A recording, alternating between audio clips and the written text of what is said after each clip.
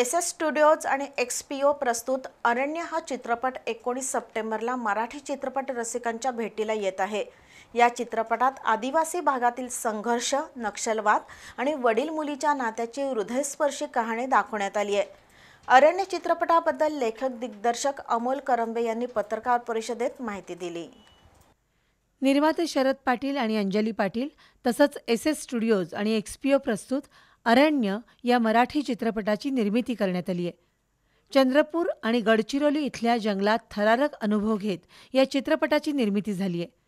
आदिवासी भागातील संघर्ष, नक्षलवाद आणि एका वडील मुलीच्या नात्याची हृदयस्पर्शी कहाणी सांगणारा हा चित्रपट 19 सप्टेंबरला राज्यभरात प्रदर्शित होईल। चित्रपटाचं लेखन दिग्दर्शन अमोल करंबे यांचं आहे, तर संगीत नितीन उगलमुगले यांचं आहे। गीतं मुकुंद भालेराव यांची, तर पार्श्वगायन अवधूत गुप्ते, अजय गोगावले, पद्मनाभ गायकवाड, अनया वाडकर आणि नितीन उगलमुले यांचं आहे। या चित्रपटात हार्दिक जोशी, वीणा जगताप, चेतन चव्हाडा, अमोल खापरे, सुरेश विश्वकर्मा, विजय निकम आणि ऋतिक पाटील यांच्या भूमिका आहेत।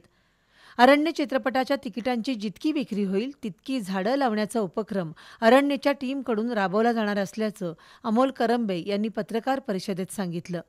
यावेळी चित्रपटातील कलाकारांची उपस्थिती होती।